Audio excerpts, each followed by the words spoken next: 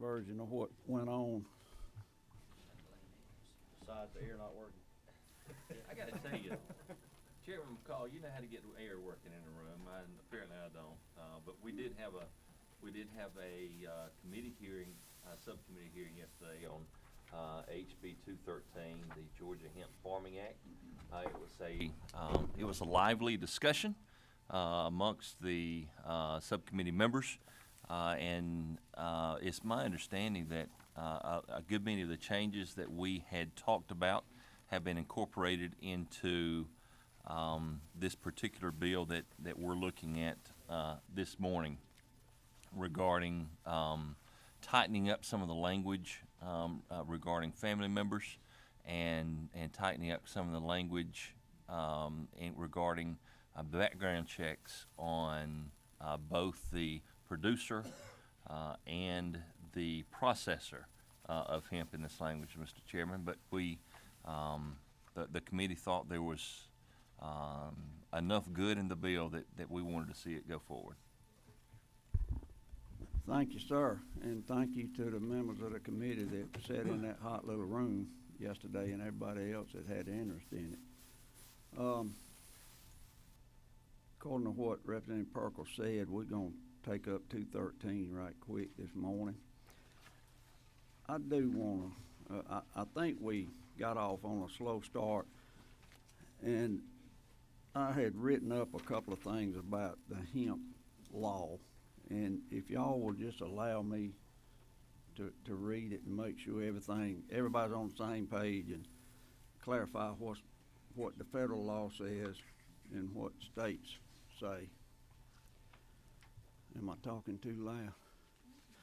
And I apologize for reading this, but I don't want to leave something out, and I'm not in the habit of reading because I don't write a speech, but I'm going to back up to the 2014 Farm Bill, allowed states to develop pilot programs to grow industrial hemp through Departments of Agriculture and Research universities. Since that time, 41 states have participated in this ability to do that. And then you jump forward to the 2018 Farm Bill and expanded the law on industrial hemp to be cultivated more broadly than just pilot programs. It allows hemp-derived products to be transferred across state lines with no restrictions, as long as they are produced and consistent with the law. And if y'all will just ride through Atlanta or Athens or anywhere, you see CBD stores popping up on all the corners, where legally it's here and legally you can buy it, even though you may not know what you're getting, because it's not a Georgia product. Georgia's sitting in the middle, like a little island, of all our surrounding states that have authorized industrial hemp, and products are being brought here and sold to our citizens. And I got a map, but the map's so little, it shows you the whole United States and the states that have allowed industrial hemp to be produced. And in the whole southeastern United States, Georgia's a little light spot in the middle of a bunch of other states that touch us. And we're talking about a crop that's not like corn or soybean, because federal law defines what industrial hemp is, and therefore we have to do a lot of extra work to be able to produce it. The law says industrial hemp must have a THC level of 0.3% or less, and that's federal law. We have to understand that varying weather conditions may cause the THC level to fluctuate slightly. A farmer whose hemp field may test on any certain day, say a 0.34, is not, in my opinion, intentionally growing marijuana, just because it may not rain, or it may rain, or the temperature may jump up on a certain day.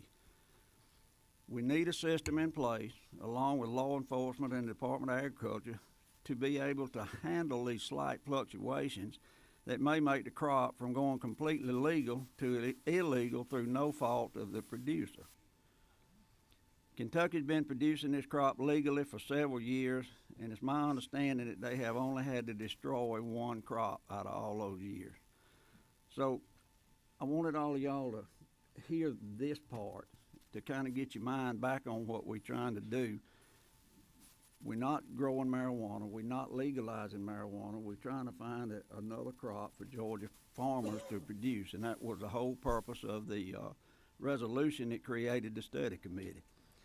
And I would be remiss if I didn't let y'all know what, I don't know how many hours John Corbett and Paul Higby have put in writing and rewriting and getting words just right on this piece of paper you have in front of you today, to try to get everybody satisfied and get everybody legal.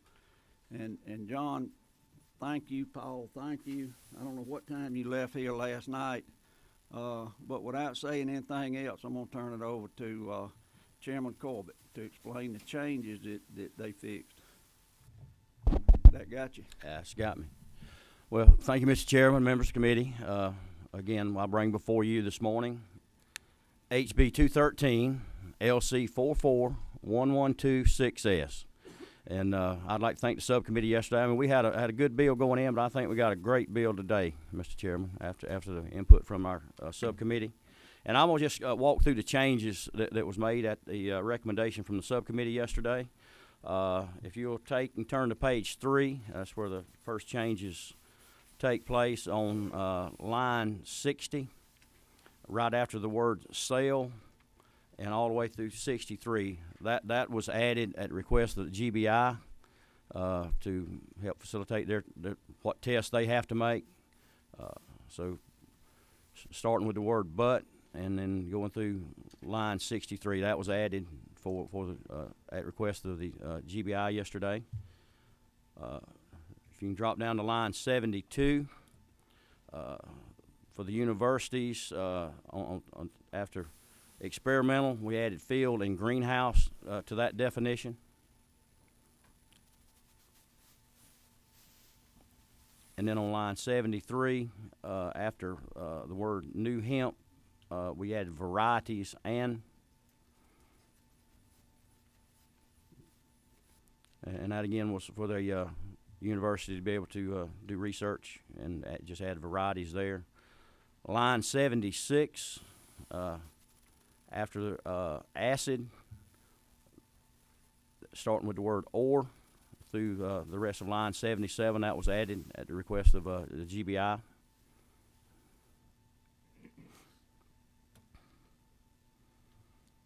If you drop down to line 95, and this is for the universities, their research, after the word research, the word including was added.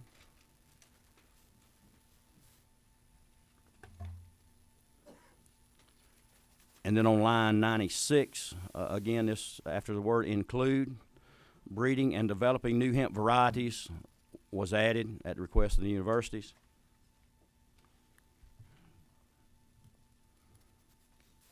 And then line 105, this was added at the request of Department of Ag that wanted this to be in statute, the fee that the grower would need to pay.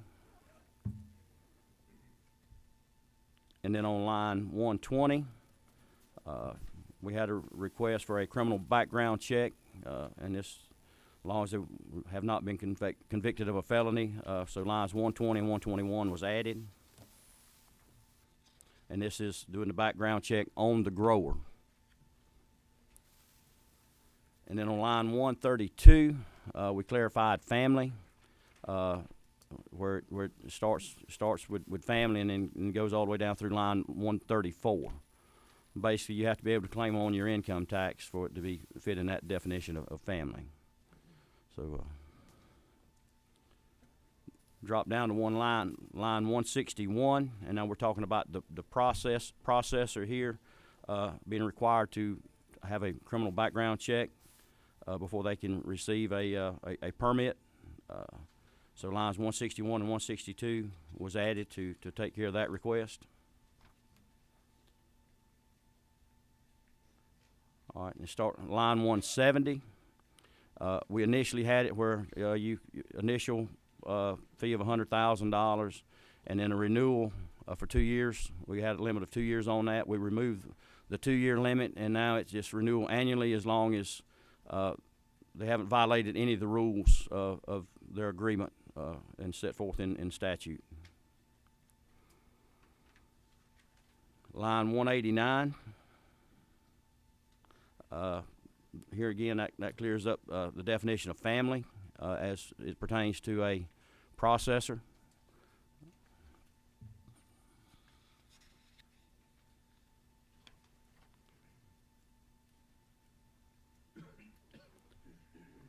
All right, then from 211 to 215, we talked about as far as if the crop had to be destroyed, who would be responsible for that, and I think it was consensus that it would be the incurred by the grower. I'm sorry, I'm wrong. I'm getting ahead of myself. This is the part we added to. The processor would be responsible for half of the input cost to the farmer if the crop had to be destroyed, covering your seed, fertilizer, labor, be reimbursed for half of that cost if for some reason the crop tests above the legal limit. So just add some protection to our farmers there until we can, and it's a limited time for 3 years, and after 3 years that requirement will go away. All right.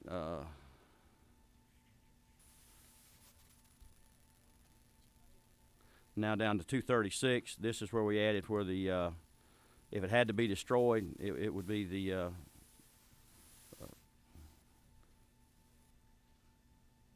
farmer that would destroy it, whether that's mowing or disking or whatever, determined under the supervision of local law enforcement.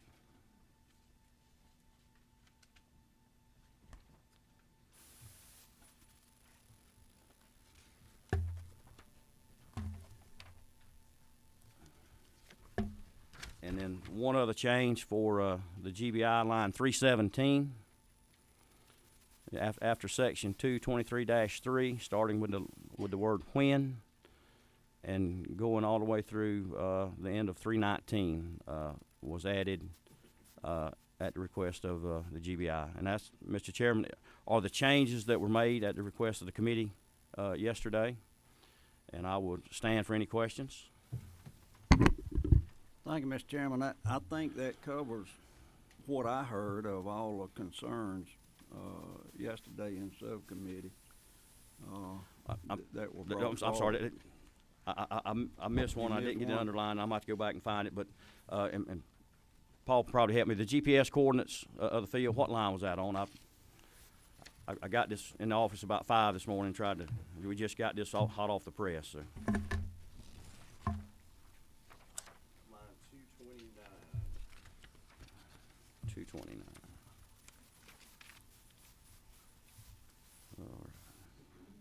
And this was a question that was brought up if a farmer's crop tested over the 0.3% and had to be destroyed, but you had multiple fields.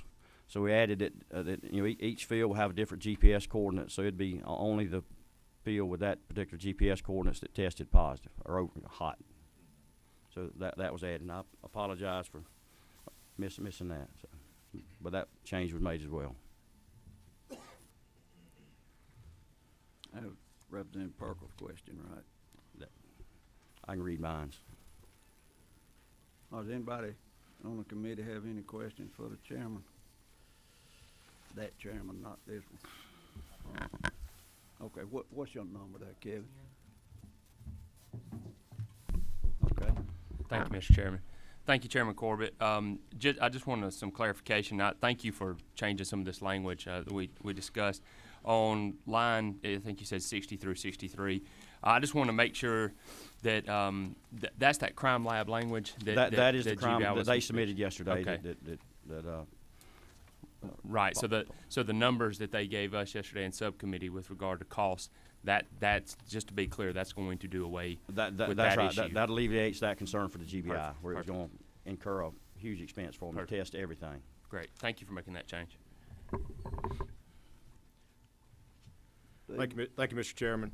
Chairman Corbett, on line 169, hemp producer permits, is that the actual grower or is that the processor at the $100,000 for the permit fee? That is the processor. When you see permittee, that's the processor.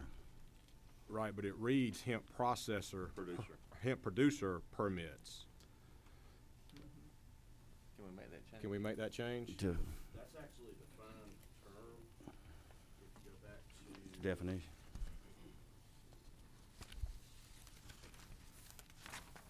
Oh, I see what you're saying. I just didn't want it, they want to be very clear that's Yeah. not the producer paying the $100,000. Yeah, I see what you're saying. Well, I mean, always good for the department, right?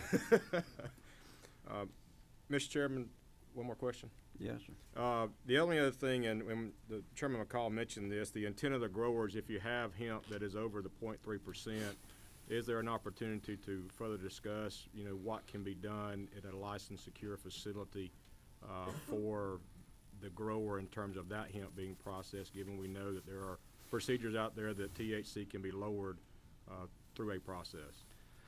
I think that's probably a discussion for another day. We're gonna have to look at that at a later time, where we're at it, with it, given our, where we're at in the session.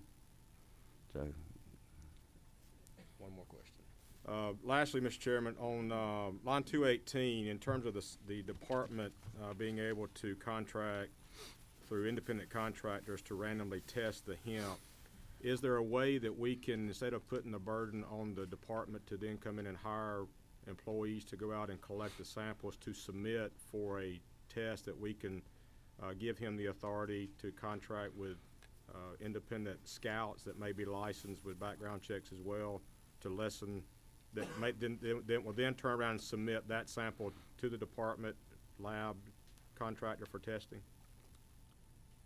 I would have to refer to Ledge Council. Is that, do we give them that authority with what we're doing now? I mean, where they can contract with take a RFP and request for proposal and be able to do that now?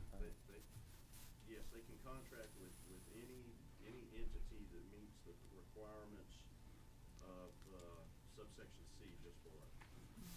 Okay.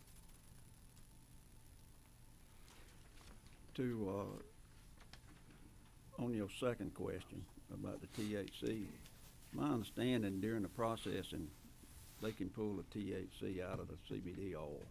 Right. And I think we need to get this moving before we're gonna have anybody that may wanna move here and build a facility, to be able to do that kind of stuff. And I think we can come back and Okay. work on that. Who's number 4? That you done, Nick? Is that you, Rick? Oh, excuse me, they had asked me something. Yes, sir, Mr. Chairman. It was a good meeting yesterday, though very stuffy and hot. Yeah. Just 2 questions I had, Mr. Chairman. You on asked the too many enforcement. questions and then kept them too long. I'm sorry, that's just Go my, ahead. just the way I am, you know that. But on the enforcement, I want to come back to that, on line 278 through 281. You know, they're anticipating, you know, this. I was just talking to Legislative Council. I'd like for him to explain that so that everybody understands there is a method. You know, and if he could, just Yeah. what the Attorney General's role in this is, Paul, Do you want him to come here to the mic, or can we do it from? or he can stand right here and I'll hold it, whichever one he wants to do. So, yeah, and we discussed that last night, in the meeting and then after the meeting. Yes, Chairman, the portion of the federal farm bill that authorizes us to do this specifically lays out that upon, we're all referring to it as an intentional violation. It's I think grossly negligent with mental culpability. But upon that sort of thing happening, the State Department of Agriculture shall immediately report it to the U.S. Attorney General, and this is straight out of the federal statute, the Chief Law Enforcement Officer of the state. Now, that term is not defined within the context of the statute, but I interpreted that to mean Georgia's Attorney General, considering that the federal level, they have the U.S. Attorney General. That helped me, because I thought it was the colonel of the highway patrol. I mean, he acts like it, but gonna get a where's he ticket at? going home, He'll Mr. come find me in a little bit, I know. But that helped me answer the questions. We had a number of them yesterday about just the enforcement of it. That's mine. I'm done, thank you. Okay, thank you. All right, what's the pleasure of the committee on this bill? Oh, you ain't showing up here in Winford. Is that working? Right there, long, but, no, right there. That's it.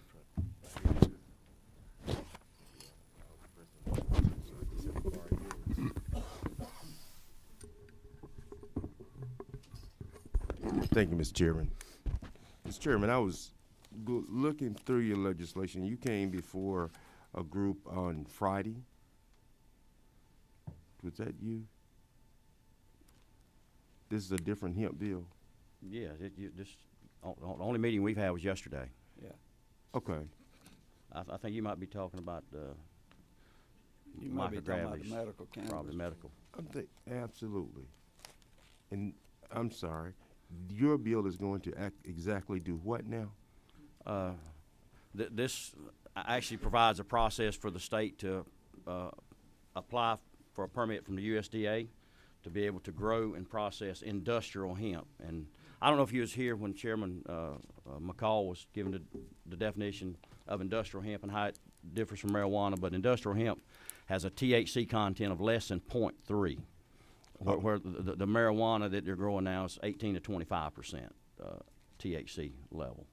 So this very very low THC, and that's the difference. And that's what this bill provides a pathway for our farmers. Just gives an option for another crop they can grow. Good bill.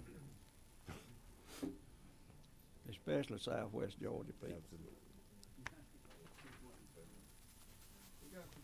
Yes, sir. Mr. Chairman, I'd move that the committee do pass the recommended legislation. Got a motion in 2 or 3 seconds. Is any more discussion? All in favor say aye. Aye. Opposed, no. All right. Thank you, Mr. Chairman. Thank you, Mr. Chairman. And I guess we make that one change and we on the rule. Oh, yeah, it needs to be as Amended. As amended. I forgot about that, yep. Thank you, Mr. You Chairman. got that, Paul? Okay. All right, we got one more little thing that evidently people are interested in. Vance, you wanna talk to us a little bit?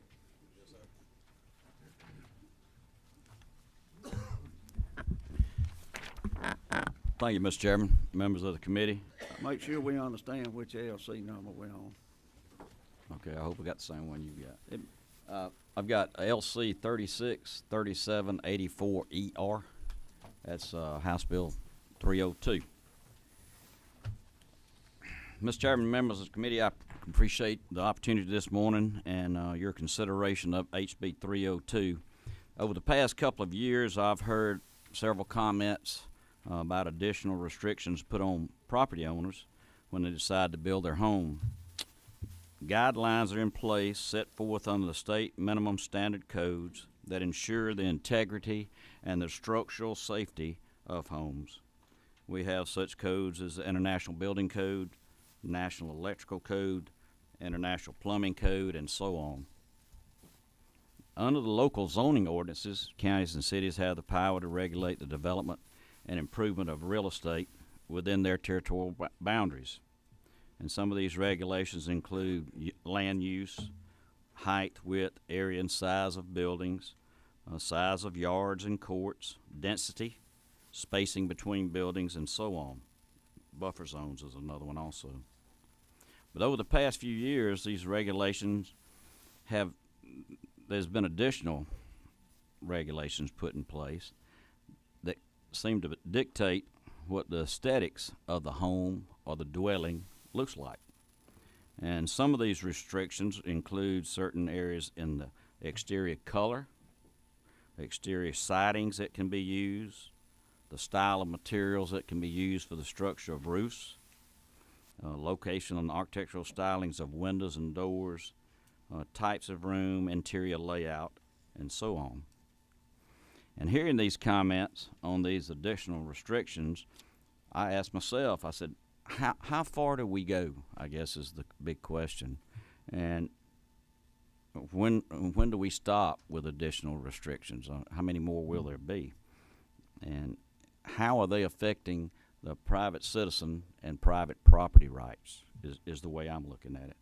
So I completely understand the need for codes and guidelines for structural soundness of a home and the safety of a home.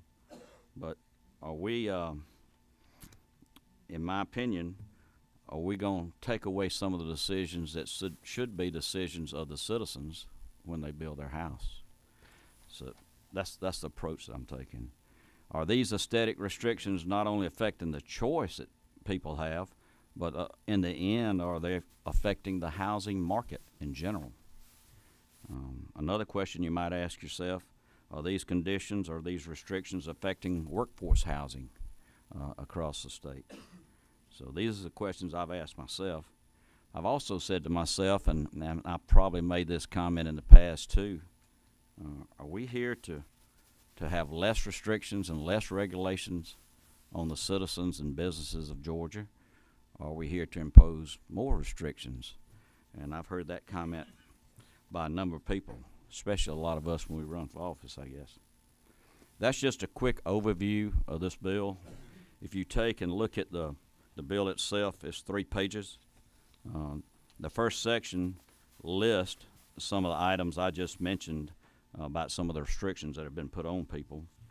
And we're asking that those restrictions be put in and not put restrictions on the citizens when they go to build their home, their dream home maybe. It also lists the building codes in the bill that we're not affecting any of the building codes. It doesn't affect that. It doesn't affect historic districts. That's the Georgia Historic Preservation Act. It doesn't affect the National Register of Historic Places. It doesn't affect the local, state, and national landmarks, historic landmarks. It doesn't affect the minimum standard codes, the uniform standards codes, the National Flood Insurance Program. It doesn't affect any of that. And we're not here to prohibit any county or city from any of their zoning ordinances. It doesn't affect HOAs that are established across the state of Georgia. And the cities and counties still have that opportunity and that right to, with respect to their territorial boundaries, to develop and improve real estate by setting standards such as land use, density, buffer zones, landscaping requirements. All those are still in the bill. So that's the quick synopsis of what we have here. I look at it as, you know, how far do we go in telling a private property owner and a citizen what they can and can't do aesthetically with their home is the basic premise that I'm looking at it from. So, and I'm welcome to answer any questions that I can, and if not, there are probably certainly experts in the room that can answer those. All right, thank you, Representative Smith.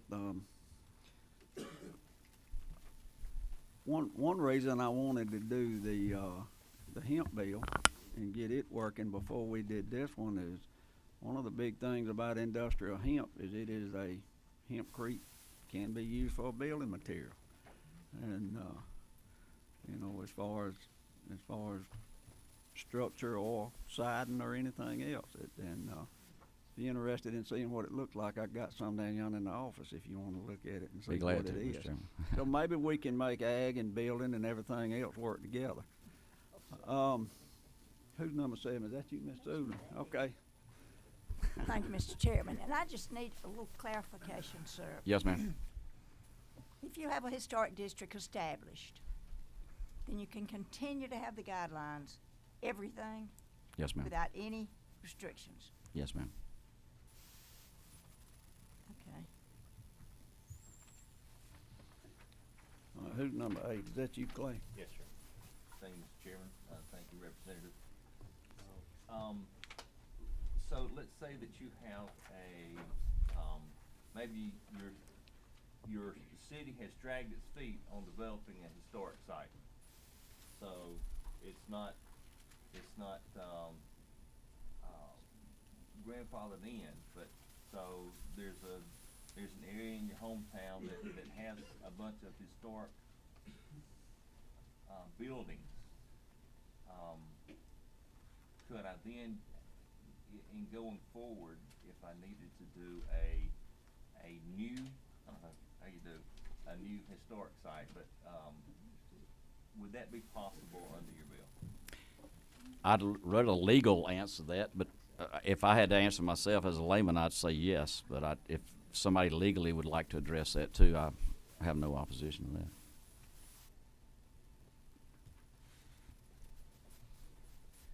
All right, we're trying to figure out who number 6 is. He was number 6. I'm I'm six. number 8, Mr. Chairman. Okay, Sorry. all right, I'm sorry. I don't know how to run a computer. All right, go ahead, Matthew. Thank you, Mr. Chairman. Representative Smith, you and I are both in the freshman class this year, but Correct. But make no mistake, I'm the true freshman between the two of us. Isn't that right? Well, that's your opinion. I want to try to understand this bill, especially in connection with H. Bill 876 that was signed into law last year. That was the wood frame apartments bill. I'm not sure if you're familiar with that bill, but it was incredibly controversial in my district, which covers Brookhaven and Sandy Springs. Okay. And it limited the counties and municipal corporations from prohibiting wood frame construction above a certain height. Okay. I didn't agree with that bill, but I understood its intent, and it seems like this bill sort of starts there and just expands the intent to a very significant degree. So I'm just trying to understand why the state has a role in stripping local citizens. You mentioned local citizens. Is it not true that citizens express their intent through electing their local officials? And if those local officials have put in codes or ordinances restricting, for example, exterior building color, how does the state have a role in thwarting that? And I'm speaking personally for myself. I go back to private property rights. I mean, should the state tell me what color I'm limited to when I build a home for my wife and my children? Is that a role of the state when it has nothing to do structurally with the integrity or the safety of the home? Now, here again, this is my opinion, but if we can tell people what colors you're limited to, how far can we go? I mean, we're going to tell you how many rooms you can have. We're going to tell you how your rooms have to be arranged in the house. To me, that was a bad phrase. To me, that's getting in the weeds of a home that young couple, old couple, middle-aged couple. Well, I hope I'm middle-aged. I'm old. I'm old. Don't anybody second that. Where do we go? I mean, where do we stop? And somebody says, well, this is all we're going to do, but 3 years down the road, is there one more that creeps in on the list? Or so I'm just saying, my opinion is, wow, the house is sound, so they want to paint their siding mint green or something. I mean, we don't all drive the same color car. If we did, they just make one color, I guess, so it's just in choice, I guess. Yeah, go ahead. One more question, Representative.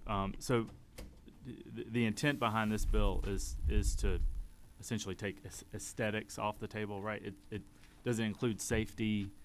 No, I don't. Things It as does well? does not interfere with any of the codes, which are, in my opinion, safety. I'm not a home builder, but And I'm not either. So I'm trying to understand why types of foundation structures approved under state minimum standard codes. What's that getting at? I've talked with people in areas of the state where you can't build on a slab. You have to pretty tight criteria. I'll retract that. It's a very tight criteria of where a slab is allowed. And so I'm wondering, to me, I've lived in a house on a slab. Is it a little bit cheaper for people to go out and build on that type of foundation compared to a crawl space, say when they're building a starter home and trying to save those dollars, build on that type of slab? yet take that little extra money and maybe they work on the inside. Maybe they have a little nicer kitchen or a little den or add a fireplace on the house. Take that money in it. So I'm a little concerned about that when we're restricting people that would like to build in that manner, but yet they're so tight restrictions, it's hard to do so. Thank you, Mr. Chairman. Gentleman from Flower Branch, are you number 3? Turner. I'm 3. All right. Uh, I'm trying to count mics. And it Well, ain't you know, matching up it's with- weird because Chairman Jaspers next to me has 4, and then there's 5 over there, and that's just 3 in the middle. So, good luck with that, Mr. Chairman. Thank you. I was just looking at starting line 63 in section 2 with the zoning. Could you walk through what your intention is here? I don't know that I picked up on it. Is this how does this impact a city or county's ability to do these things? Because I don't see what I wasn't able to pull up the code sections reference 36-66-3. So I don't know how, in context, changing this definition actually changes things in practice. Could think you it may walk me make- through that? Yes, sir. I think it may make it a little more clearer that in their respective territorial boundaries, they're still allowed to do all of those, make all those choices and make all those decisions that people would have to use when they're. So doing- nothing here is restricting a city or county's ability to restrict lot sizes or mandate lot sizes.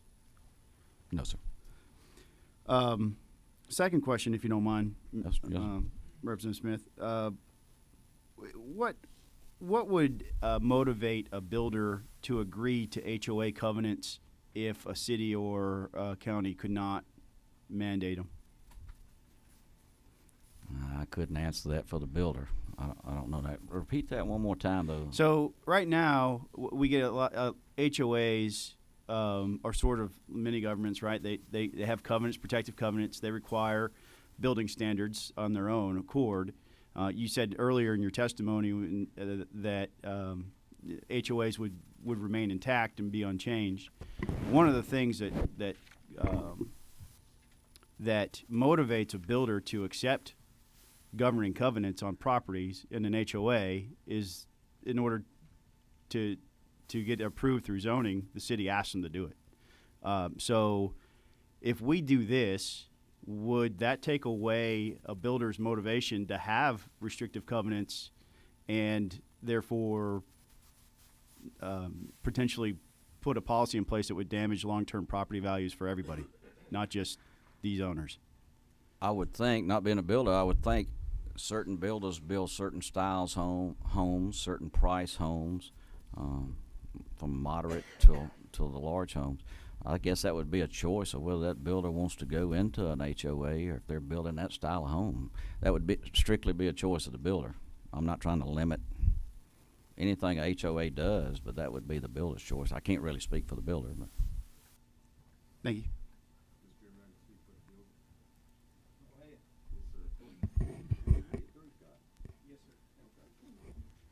I'm a builder. Basically, based on the property rights, the people who own the property is the developer. And the developer can come in, he's the one who typically is going to establish the HOAs from the outset when the subdivision is chartered. So he has decided what type houses can go in there and the standards that they are looking for. The property owner at that point is the developer. So if you being a builder wants to go in and build on his property, he's established the criteria upon which you can operate in his subdivision. Yeah. Yeah, go ahead, and then we got some people that want to talk. They too. probably can answer it too. So your expertise is valuable here. So I just ask you directly, Representative Dukes, would you be more or less willing to put restrictive covenants in place as a builder in an HOA covenant neighborhood? You mean as a builder or as Yeah, a because developer? if I understood what you're saying, it would be up to you. Right. at that point? The developer. Would you be more or less, well, yeah, as a developer or slash builder, would you be more or less willing to have an HOA covenant governed neighborhood as one of the products you would offer? Absolutely. Absolutely. And why would that be? Because what I'm trying to do is to protect the property value of those people who buy into my subdivision. I mean, there's so many different issues that you can address. Who cuts your grass? You know, how are we going to maintain the common areas in the subdivision? All of those things are pretty much identified in your HOA document. And the biggest thing that you're trying to do is to protect and enhance the property value of the people who move in my subdivision. So if that were the case, why would we want to do this if you have elected people at a local level able to impact that type of policy? I personally don't want an elected person to tell me what I can do with my property. I'm going to hold you to that later, okay? Let me ask Unless one it's me question. telling you.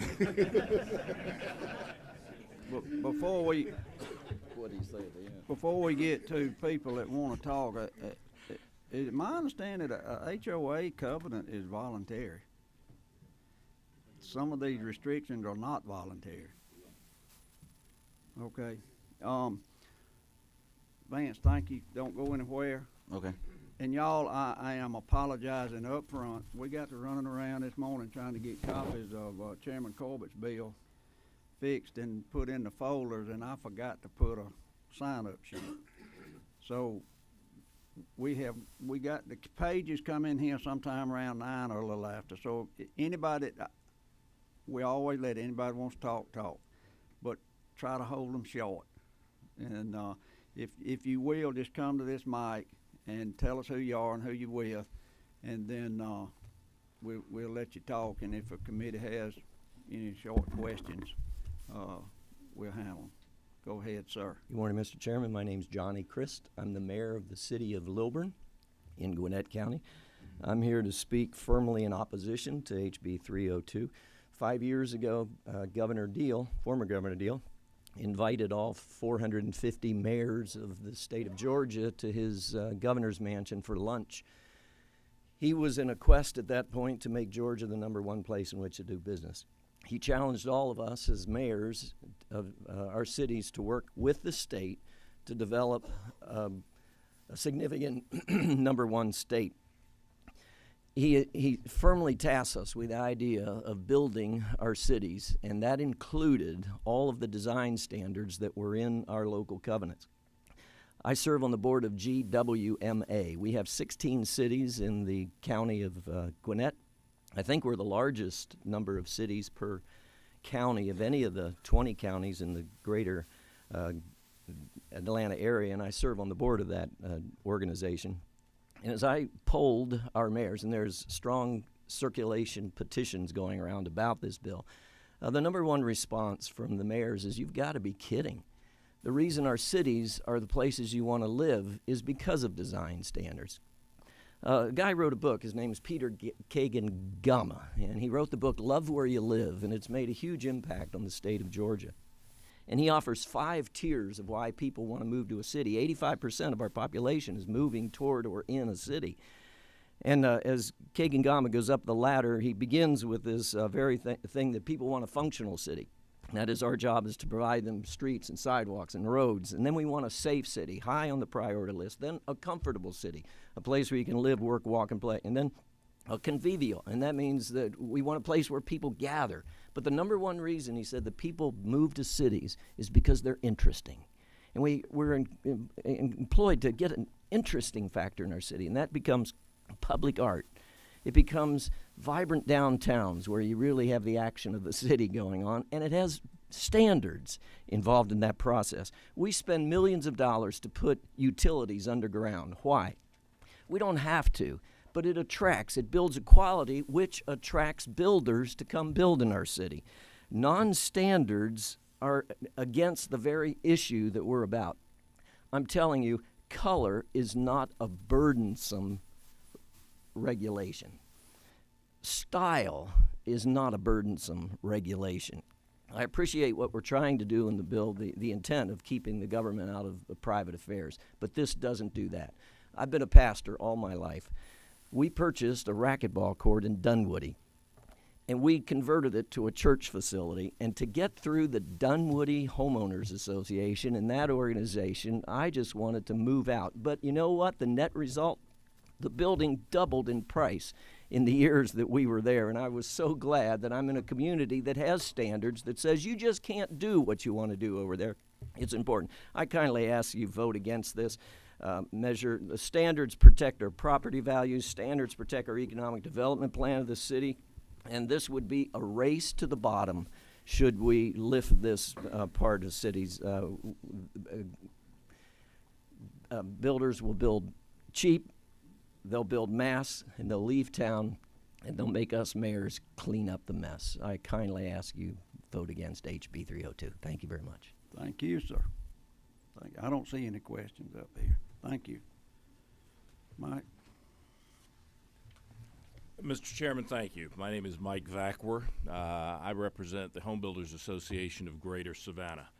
This is something that I live with every single day of my life, representing my builders at and before elective bodies, both at the city level and county level. We are seeing this in a number of jurisdictions where there are efforts to limit the colors that you use, limit the type of exterior facades that are used. And in some of these instances, you have some very bizarre situations where in one ordinance you cannot use aluminum siding on the facade of the house, but you can use it on the eaves and soffits. How does that figure? Style. There are efforts to dictate style, to dictate the roofs, to dictate how many roof planes can be visible from the street, what the pitch of the roof is going to be, what the windows are, what the doors are going to be, where the doors are going to be, how much of the facade of the house can be taken up by garage. And I want to pick up on a point that Representative Smith made. While these sound like these are all exterior factors that are just aesthetic and impact what you see from the street, when you start diddling with window location and roof pitch and garage location, there are manifestations that take place inside of that property as well.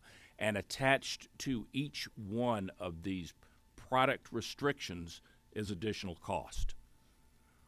The things that we are facing in one of our counties will stand to increase the price of workforce housing by approximately $4,000 per rooftop. And what that does is every time you add $1,000 to the cost of workforce or entry-level housing, you have blocked out a part of the market for people who are looking to move into that community or establish a homestead in their first home. I will respond to something that Representative Dukes said in terms of design standards. There is a place and a time for design standards, and those are through the ability that the property owner, the developer of that property has when they start moving forward. If they want to establish at a price point and at a look that they want to market as a cohesive, comprehensive neighborhood, then there are plan development zoning tools that are used. There are plan unit development zoning tools that are used, whereby a homeowners association is set up and an architectural review board is set up to control what the materials are, what the style, what the size, and in many instances what the cost of the house is going to be. We need some regulations that control the utilization of this kind of design standard requirement that would apply to all other types of zoning regulations and not limit what we have now to planned unit developments and planned developments themselves. Thank you very much.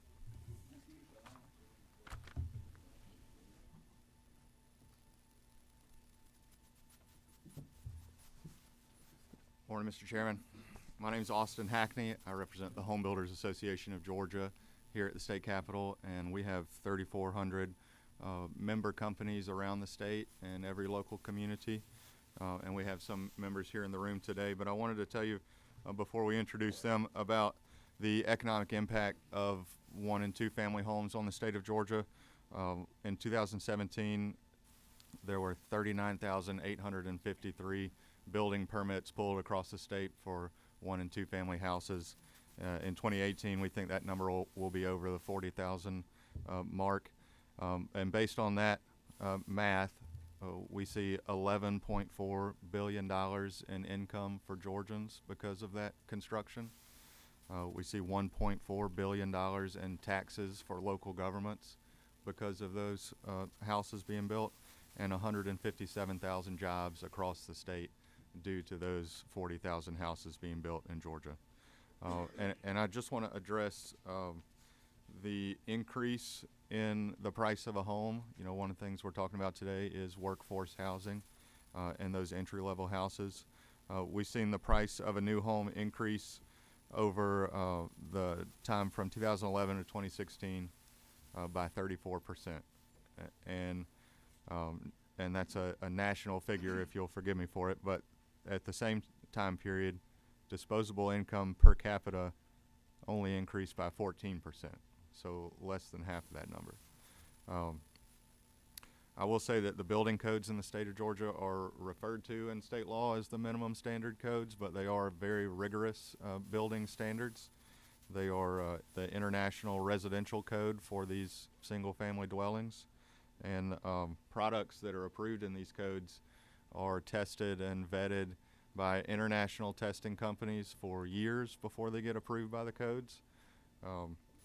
Georgia, as a state, waits a full code cycle before they adopt a new code, just to see if there's anything that shakes out from the first years of a code cycle. So a new product that's introduced to the International Codes Council, it might be 6 or 7 years before that product shows up as approved in Georgia. So I wanted to let you know that, based on our state's building codes, even if a local government is not dictating, 4-sided brick on a house through their design standards, our state standard codes are going to make sure that, new houses are not built with cardboard on the outside or construction paper, that these are significant building products that get tested. And the State Codes Advisory Committee at the Department of Community Affairs is made up of industry stakeholders, including building officials and local government representatives. So it's not just, home builders trying to ask for different products to be used on a house. And I just wanted to say that we've got some builders in the room today that are going to talk about their specific ordinances in their communities and the effects that they've had on their customers and their businesses. And if it's all right with you, I'd like to ask them to come forward. Yes, sir.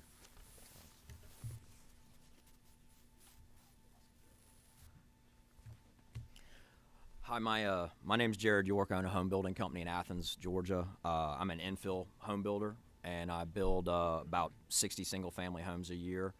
When I first started building homes in 2005 and 2006, I'm building the same areas I am today. I was selling homes for $140,000 to $275,000 to people from all walks of life. I was selling homes to bartenders, police officers, firefighters, nurses, teachers, grad students, government workers, and a lot of first-time home buyers. Today I sell homes from $300,000 to $750,000, and my clients are tenured UGA professors, doctors, lawyers, entrepreneurs, IT workers, and empty nester retirees moving back to Athens is actually our number one. The conditions in my current market right now is, as of February 18th, 2019, there were only 383 single-family homes for sale in Athens, Clarke County, and Oconee counties combined. There's over 200,000 people that live in those communities combined, and we only have 383 of any type of single-family homes for sale as of February. The average price of a single-family home in Athens, Clarke County has risen over 50% since 2015. If you were to look up my company's mission right now, it's to build the next generation of homes. Right now, we find ourselves just trying to build any home we can get permitted. I understand the attitude of the mayor who came up before here. I believe the mayor of Lilburn, and I understand where he is coming from.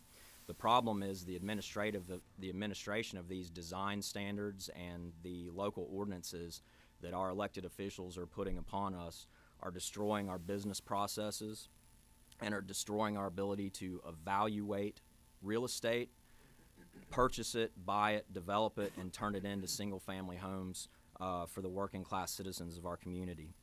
A couple of examples of that are we have ordinances in Clark County that require us to add certain architectural features to homes.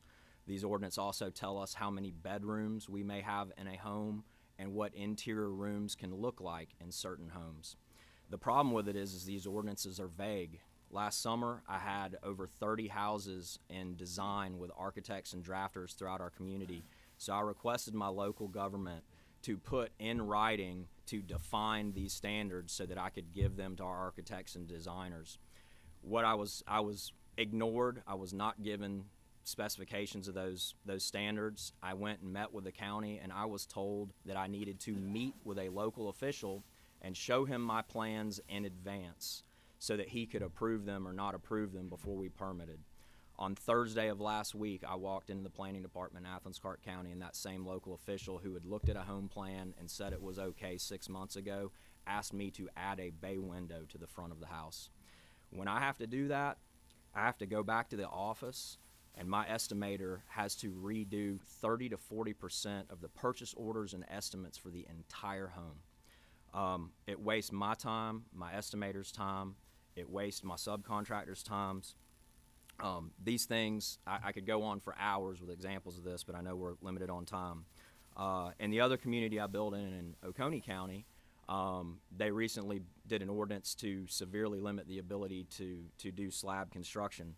Slab construction is the #1 construction method in the United States of America. There is nothing wrong with it. You can build a $1 million slab home, or you can build a $200,000 home on a crawl space. There's other factors besides the slab that determine. That ordinance was put into place to slow growth, to raise the entry-level price of a house in the county, and to limit the number of students who are getting added to the school system and those districts. It was on purpose to shut out tract builders and people who built workforce housing, because the people in that county were, or the commissioners, the administrators of that county were saying, we don't want those people here. In short, in our market, this has become an emergency. We need some relief. We simply need our codes to be simple and to be consistent across jurisdictions in order for us to be able to understand what we're up against. What we're fighting is local elected officials and county administrators who want control and to have a say on what private property owners are doing on their property. And they're overstepping their bounds tremendously in my markets. The unintended consequences of this control by the locals is wreaking havoc on our business processes. It's simply making our homes more expensive and taking away opportunities for development, reducing the amount of homes we can produce, and I truly believe they're slowing the American dream of home ownership in our markets. Thank you. Thank you, sir. Y'all, we got pages coming in, so we got to be kind of quick. You want to mix it up? Well, yeah, you go next, Todd. Good morning, ladies and gentlemen. My name is John Denny. I'm from Carrollton, Georgia. I won't pretend to be middle-aged. One of the advantages of being older is you've seen things change over the years. I graduated from college in 1968, finished my military obligation in 1971, foolishly taught physics and chemistry for 1 year in high school. Ever since that time, I've been building structures as my vocation. It's my livelihood.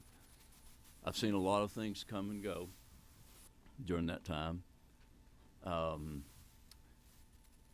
By the way, my state license is number 101, and I think they started at 100, by the way. And I was building 25 years before they started even issuing state contractor license. what you have seen, I look around and I don't think there's hardly any of you in here that will remember that the greatest, best new style at one time was diagonal cedar siding and burnt orange carpet. Now, that, any of you remember that? Yeah, okay, I'm glad somebody does. What I see is that there are many places, and my hometown being one of them, that imposes standards that are there whose only purpose is really to satisfy the aesthetic desire of some elected official or officials. I think you asked what was the role of the state. I think the role of the state is to protect the rights of individuals. You have that. I mean, the state does that in all types of areas. You wouldn't have a local municipality impose, well, I can't think of an example, but there's certainly things the state would not allow a local municipality to impose. Speed traps, this is an example.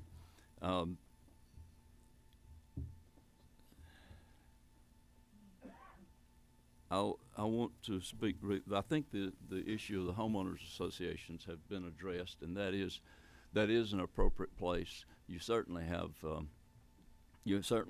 many times have a desire in the marketplace to have a particular standard, and that's an appropriate place to do it. The gentleman that spoke, the mayor, most of the items that he was bringing up that are desirable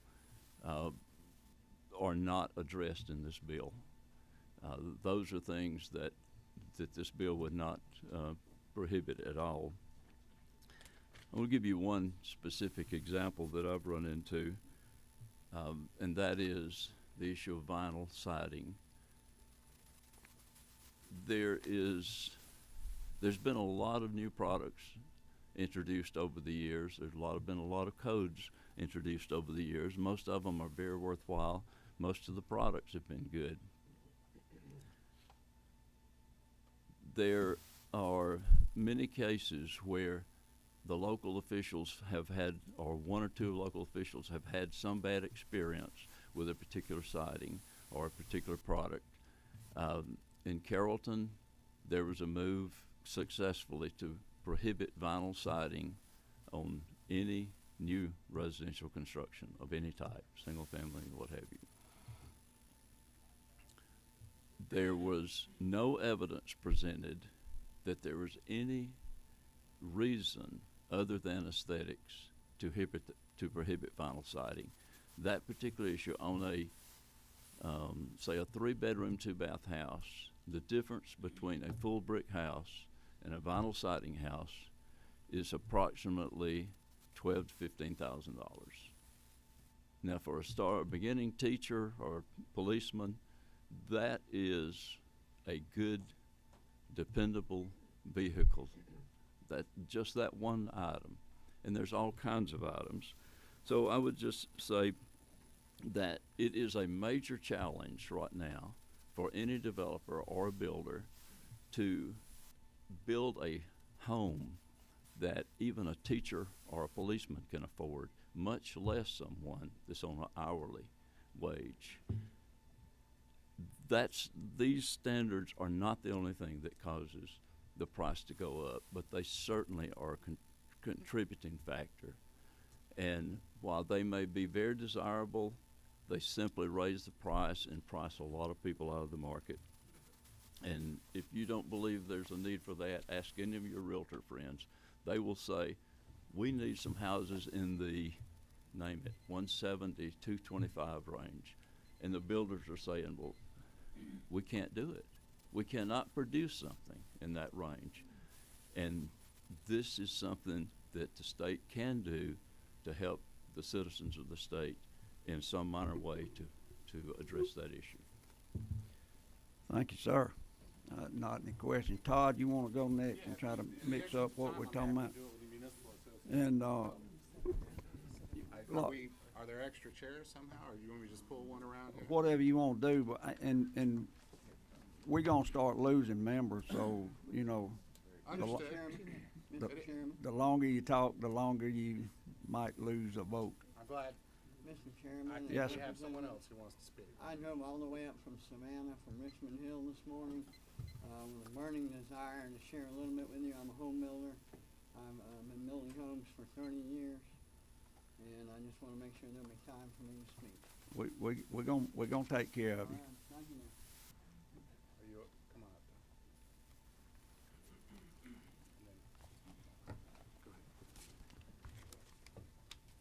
Chairman, members of the committee, my name is Tom Gale. I'm representing the Georgia Municipal Association.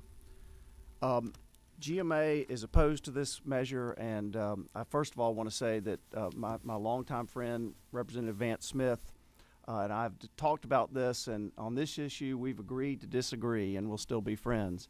HB 302 would prohibit local governments from adopting design standards for residential homes, and put simply, this bill takes the power away from the people, the citizens, to decide the look and feel of our communities. It's a serious threat to home rule and the local citizens' control, but it's a real boon to the home builders. These are the same special interests that support the bill. Citizens, not special interests, should make decisions about the look and feel of the communities that you all represent. This legislation would stop that tough debate that happens city by city, county by county, of what is an appropriate look and feel for those communities. That debate would go away. Citizens would not be allowed to work with their neighbors, their planning commissions, their locally elected officials to protect their investments and their property values and regulate design standards for residential homes. It's a threat to home rule. It's a threat to local citizens' ability to control their communities. Local governments work extensively with their citizens to conduct comprehensive planning. You all have in front of you the comprehensive plans from your communities. These aren't just whimsical plans. These are plans that are done with extensive community input. Your constituents, your citizens, develop these plans, and they are brought forward to govern some of the ways that these communities manage, the way that their appropriate and affordable housing goals are met. Housing is a component of every single comp plan that you all have gotten. If you think that we're not concerned about appropriate and affordable housing at the local government level with extensive citizen input, I would encourage you to look at those. If House Bill 302 were to become law, you might as well throw those community comprehensive plans in the trash as you leave the state capitol. Again, HB 302 silences the people, silences citizens across this state, and empowers home builders to figure out what's appropriate for your communities. Again, citizens, not special interest groups, should make decisions about the look and feel of your communities. Thank you, Mr. Chairman, members of the committee, and I will be brief. I'm Todd Edwards. I'm Deputy Legislative Director with the Association of County Commissioners of Georgia.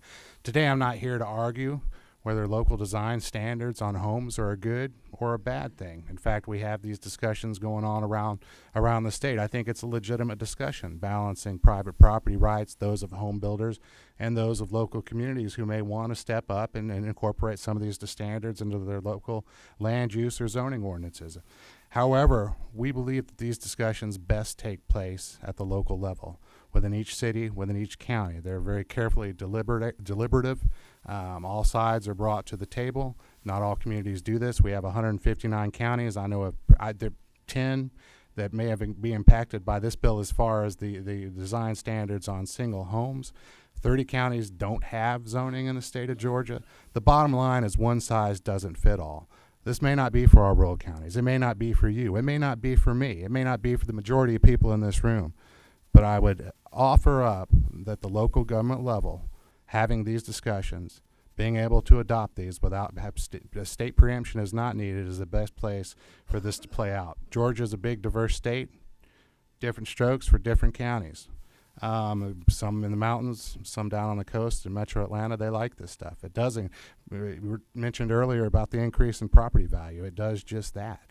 And again, I'm concerned if these are prohibited, we do leave a lot of these decisions in the hands of developers and home builders without appropriate community input. Yes, a covenant is a private contract between an owner of a land, putting homeowner covenants on it, and later homeowners associations. But in order to get there, there's subdivision negotiations which go on between the local government and a potential developer. And our ability to have this leverage to incorporate eventually into a covenant is a very significant tool for local governments to have, and I feel that this would take it away. With that, Mr. Chairman, again, home rule. It's a principle in Georgia. Home rule works, and I would urge your consideration of voting no on this bill and letting it continue to work. Thank you for your time and consideration. Y'all hang on a minute. You got a couple of questions, and then I want the gentleman from Savannah that had to fight Henry County traffic this morning to. We've got some commissioners from Oconee too, if you have questions, because I know a lot of this is aimed at them. We got 2 commissioners here. Okay. Winford, are you one? I do appreciate the Albany-Doherty Comprehensive Plan of 2020 and 06. I would have appreciated it more if you had gotten it to me yesterday so that I could be able to read through it, because I'm looking at some of the things that Bills fly fast around here, so we do the best we can. we appreciate that. One of the things, though, that does concern me is this, because I'm concerned as communities began to start regulating the people deciding what color that I should paint my house. I'm concerned, do you think that even under current law, does a community have that right? Or should they have that right? So Representative Dukes, I think Mayor Chris touched on it. That doesn't add, there's not a cost to that, but as a Georgia Bulldog, I would hate to have somebody paint a house next to me in Florida Gator orange, and I would have a harder time selling my house, I think, if I had neighbors that had polka dot colors. And I think colors are as much a look and feel issue for a community. And you will have communities that don't think color should be regulated at all. I'm guessing that the majority of communities don't have those types of regulations. But some communities think it's important, and I think that decision, as we said earlier, should be left to the citizens in community by community, rather than have all the rules, all the standards be wiped off the books of these cities and counties across the state, because they're developed with citizen input. I would add to that, and very briefly, Mr. Chairman, this goes well beyond color. If we'll see the list up from lines 13 through lines 25, then going on to a defining zoning in the end. So this is much beyond color. I'm not here to argue whether the community should or should not do that. I'm saying those decisions should take place at the local level. And if that decision is made, there's a sound, reasonable reason behind it. I think the citizens have probably got involved and demanded it. And if the county or city officials get above and beyond what their citizens want, there's a good way to get rid of them through the next election. Are you aware of the fact that the Attorney General has rendered an opinion that you don't have the authority to tell people what color they can paint their house, even in a historic district? I'm unaware of that, but again, I would urge your consideration, because this bill goes far beyond colors of houses. I'm an Omega. My colors are purple and gold. Yes, sir. That'd be a beautiful house. I would want to live next to that.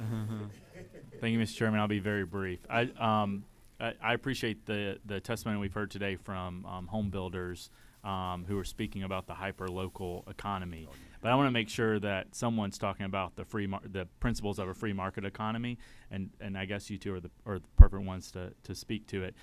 Isn't it true that in a true free market economy, if these aesthetic regulations are truly burdensome, that the housing market will shift away from Athens-Clarke County or Oconee County or Sandy Springs or wherever we're talking about to somewhere else, and that will give those local elected officials the opportunity to then reevaluate whether those regulations are actually serving the best interest of that local, hyper-local economy. I would agree, but we also have to, I'm sorry, Mr. Chairman, you want me to answer the question? Okay, thank you. I would argue that, that's a good point to be made. I would also argue on the reverse of the free market principles, those wishing to have these standards would want to move into the area, thus increase property values. So again, it's not for everyone. Some folks may want to go elsewhere and build. Some folks like this, and some of these areas you see with standards are some of the highest sought areas in the state of Georgia. Again, different strokes for different folks. Thank you, Mr. Chairman. Thank you. Yeah, Mr. Chairman. Good job, by the way. And I'll be very. Okay, I will be, can you hear me? Number 6. Okay. I'll be very, very brief. I just want to know, for me, Taylor County, City of Butler, right now, we're losing population. People are moving outside of the city because they don't have affordable housing. So I just want to know what this bill would do to help me in my district for us helping people stay in Taylor County. Will this bill help in that regard, or will it hurt in that regard? That's all I need, a simple yes or no. Well, I don't think it's simple, and if you've had a chance to look through the comp plan for, well, I would encourage you to do so because it's not simple. The way to have that balance of affordability and appropriate housing for each community is going to be different, and that is a decision-making process that has to be run through the citizens of that community. If it's an issue, and you say it is, then they should be developing goals and aspirational ways to get workforce and affordable housing and find that balance at the local level. This bill, all it would do is erase all the rules of every city and county across the state and allow a free-for-all that's decided by home builders, not by the citizens of Taylor County.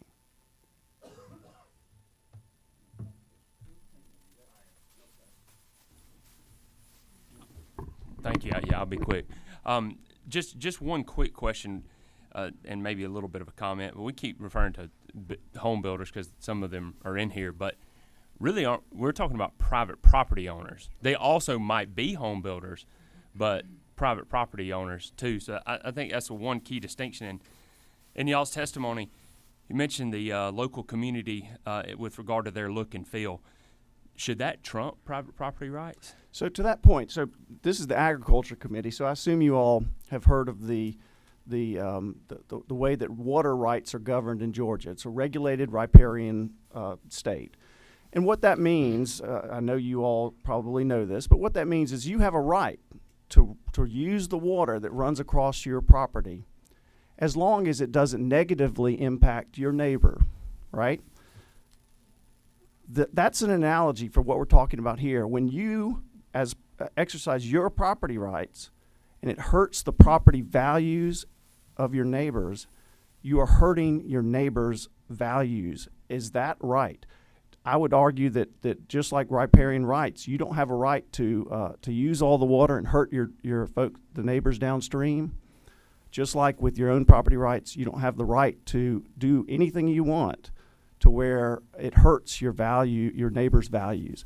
And those decisions are best made on what type of restrictions through a public process at the local level, city by city, county by county. I would also say that that's a legitimate question. I think any community going into or looking into adopting these standards has to weigh that and has to weigh it carefully.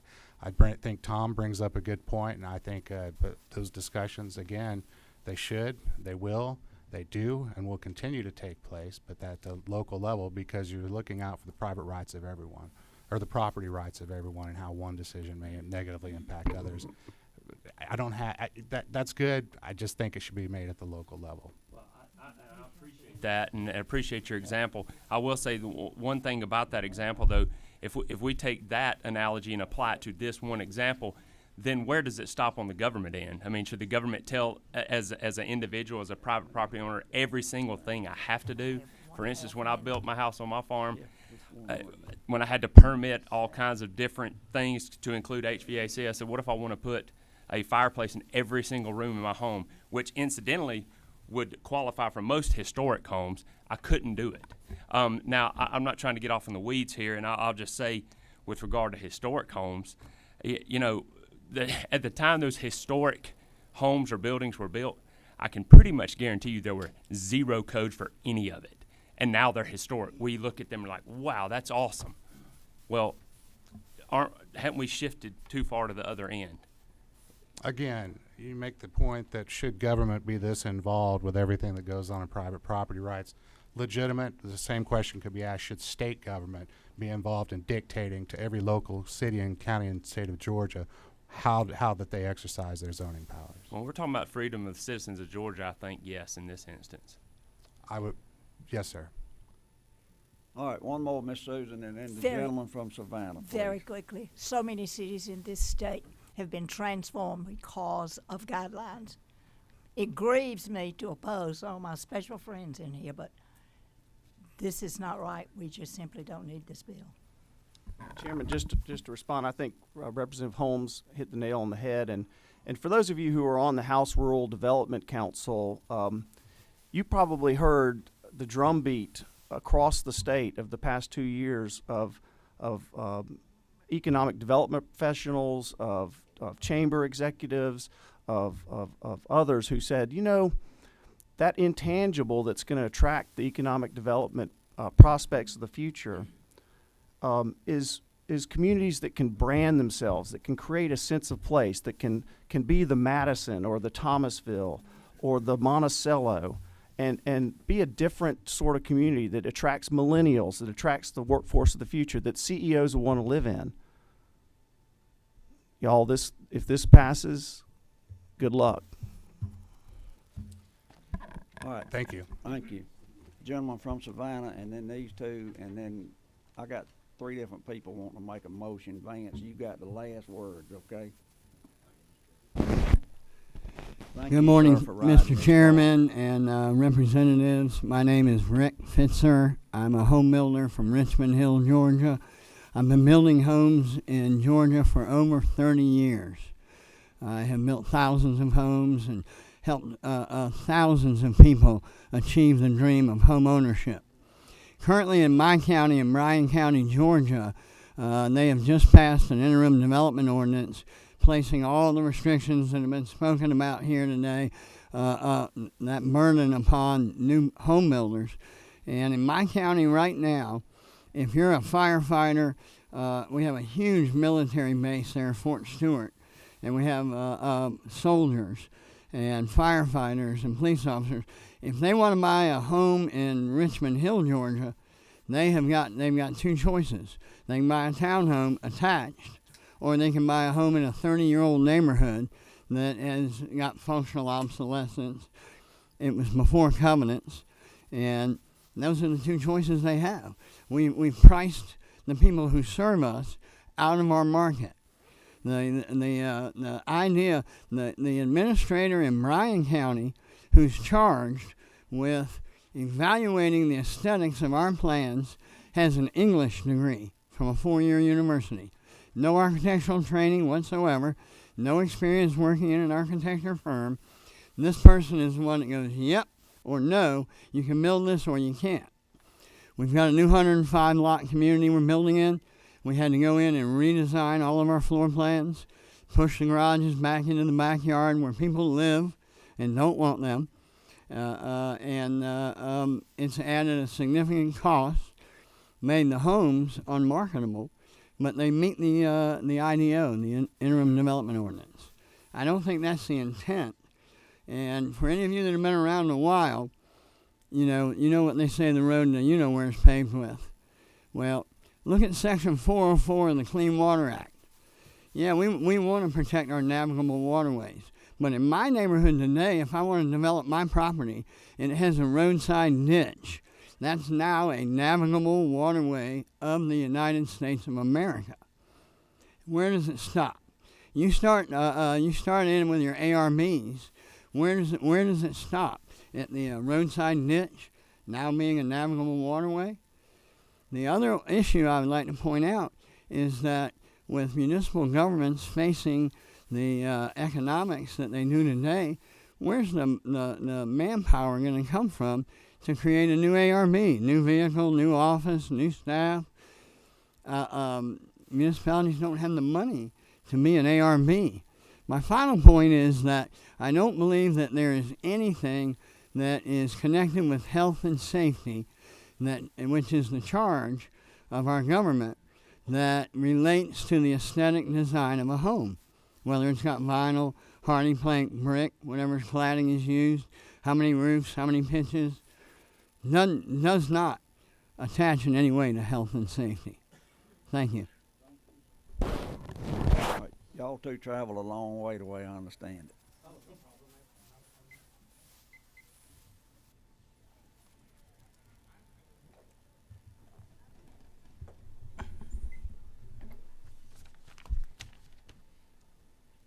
Good morning, Mr. Chairman and members of the committee.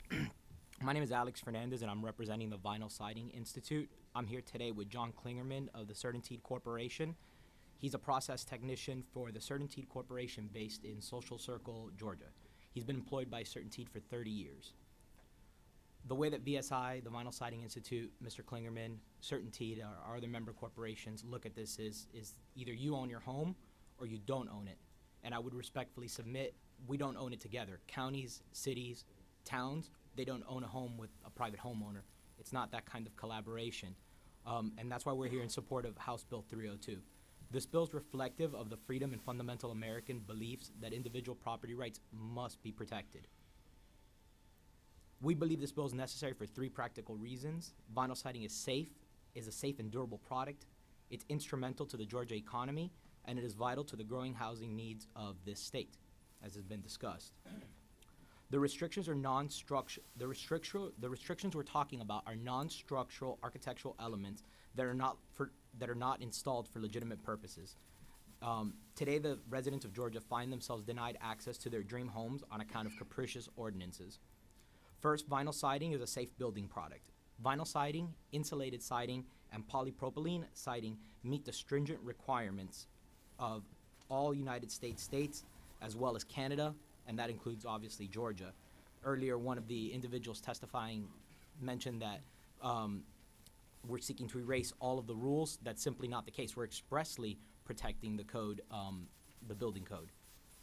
Second, corporations like CertainTeed involved with the manufacturing and development of vinyl and other building materials are multi-million-dollar economic contributors to the state of Georgia. One example of this economic impact is the CertainTeed plant where Mr. Klingerman works. When CertainTeed made vinyl siding at the Social Circle plant years ago, they employed 275 individuals in Social Circle. Today they employ 60 people, producing restoration millwork, a PVC product that's also interestingly banned in some counties and cities in the state of Georgia. The economic impact for CertainTeed and for Social Circle as a result of these bans is clear. These ordinances are economically harmful. Design and aesthetic requirements often result in increased housing costs, as the individual from Carrollton discussed. These price increases act as barriers to home ownership for the vast majority of Georgia residents. This is a substantial economic impact to county tax base as well as the residents of the state.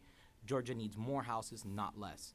For these reasons and many more, we respectfully urge you to support the passage of House Bill 302, which would ban zoning and development ordinances that restrict homeowners' choice and freedom. All right, thank you, sir. I don't see any questions. Vance?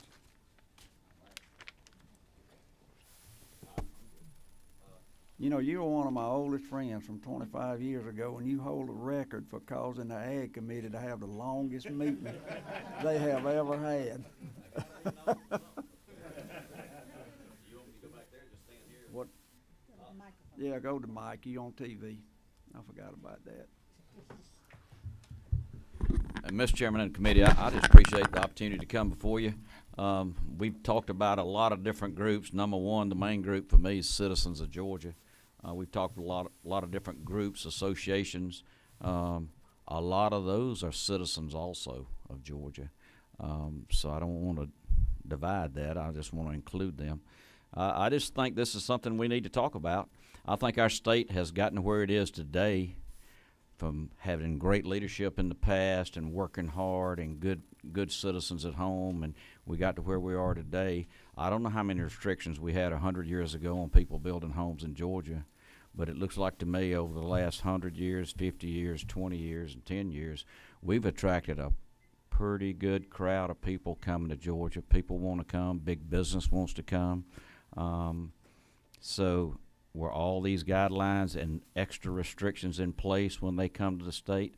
I can't answer that question, but I personally wouldn't think they were all in place. But I think we've done great. I hope Georgia continues to do well. I'm a native Harris County, Georgia, born in Chipley, Georgia. My dad built a house in 1961, a brick home next to a sawmill that was in the city limits of Georgia, Chipley, Georgia. And so I ask for your consideration. My last statement is, how far do we go? How many restrictions do we put on private property rights for our citizens of Georgia? And the citizens of Georgia is the reason that I'm here. ACCG's here, GMA's here. The citizens of Georgia should be our #1 issue. I was a member of ACCG back in the 80s. I was a county commissioner in Harris County. I understand everybody's opinion, and I respect everybody's opinion, and ask you to respect mine, and I appreciate your consideration on this bill. Thank you. Can I ask you a quick question? I don't think this is ever going to be a problem in Elberton, Georgia. You know, or in Elbert County anyway. But back to some of Representative Duke's concerns on HOAs. 2 or 3 years ago, I had to go pick up something at my daughter's roommate's grandma's house. I had to get my GPS out to figure out how to get out of the subdivision because everybody's mailbox, everybody's driveway, and everybody's house looked the same. And I couldn't remember where I had turned and what color the house was, where I turned at to get to it. But that is by choice because it was under a HOA, you know, and am I not right on that, Winford? So, you know, we're not even messing with those people, right? No, sir. Okay. Thank you, Mr. Chairman. Number 3. Well, now would be a real good time because we got to go in session in a minute. I'll make a motion to pass. All right, have a motion to pass. Is there a second? Got a motion and a second. All in favor say aye. Aye. Opposed, no. No. Y'all want a hand count? Yeah. Okay, that's no problem. All in favor of Chairman Corbett's motion do pass, raise your hand. 1, 2, 3, 4, 5, 6. Is that right? 1, 2, 3, 4, 5, 6. All right. All opposed to Chairman Corbett's motion. 1, 2, 3, 4, 5. Is that right? Everybody agree on that? 6 to 5. I don't want an argument when we get out of here. All right. Motion passes, and we'll move on to rules. Vance, you have to fill out a rules request, you know. Good job.